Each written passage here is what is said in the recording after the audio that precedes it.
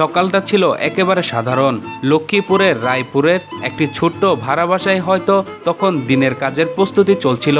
কেউ জানতো না কয়েক মিনিট পর সেই ঘরটি পরিণত হবে মৃত্যুর বিভীষিকাময় এক নীরব অন্ধকারে। হঠাৎ করে ওই বাসা থেকে ভেসে আসে চিৎকার। প্রতিবেশীরা ছুটে যান, কিন্তু ততক্ষণে অনেক দেরি হয়ে গেছে। ঘরের ভেতরে পড়েছিলেন মা শাহিনুর বেগম এবং তার 3 মেয়ে। চারদিকে রক্ত আর নিস্তব্ধ হয়ে পড়ে থাকা 4টি জীবন। চিকিৎসকরা পরে জানান প্রত্যেকের শরীরে ছিল ধারালো অস্ত্রের একাধিক গভীর আঘাত। হামলার ভয়াবহতা এতটাই ছিল যে মেজ মেয়ে ইকরার শরীরে অবস্থা ছিল অবর্ণনীয়। চিকিৎসকরা প্রাণপণ চেষ্টা করলেও শেষ পর্যন্ত তাকে বাঁচানো যায়নি। এক নিমিষে শেষ হয়ে গেল একটি পরিবার, কিন্তু এই পরিবারের গল্পটা ছিল সংগ্রামের গল্প। কয়েক বছর আগে বিদ্যুৎ স্পৃষ্ট হয়ে মারা যান পরিবারের কর্তা। এরপর 4 সন্তানকে নিয়ে জীবনযুদ্ধে নেমেছিল মা শাহিনুর বেগম। অভাব ছিল, কষ্ট ছিল, কিন্তু ছিল এক বুক স্বপ্ন, সন্তানদের মানুষ করার স্বপ্ন। বড় মেয়েটি ভবিষ্যৎ নিয়ে স্বপ্ন দেখত।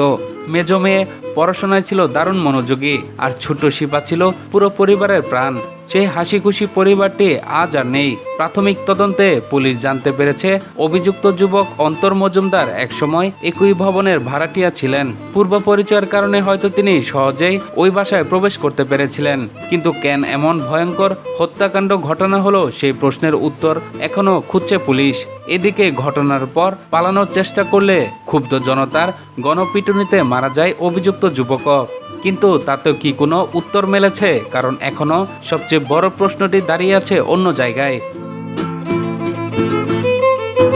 এই মুহূর্তে পৃথিবীতে সবচেয়ে অসহায় মানুষের একজন হয়তো জুনায়েদ ইসলাম সিফাত। সকালে যে ছেলে কাজে বের হয়েছিল পরিবারের জন্য কিছু করার স্বপ্ন নিয়ে, কয়েক ঘন্টা পর ফিরে এসে সে হারিয়েছে তার পুরো পৃথিবী। না আছে মায়ের স্নেহ, না আছে বোনদের হাসি, শুধু আছে একটি খালি ঘর, কিছু স্মৃতি আর অসংখ্য প্রশ্ন।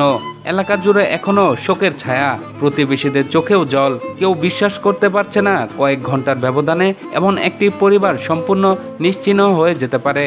আর সিফাত, সে শুধু কাঁদছে, হয়তো বারবার নিজের মনেই একটি প্রশ্ন করছে যে মানুষগুলোকে ঘিরে তার সমস্ত স্বপ্ন, সমস্ত বেঁচে থাকা, তারা যখন আর নেই, তখন সে এখন কার জন্য বাঁচবে?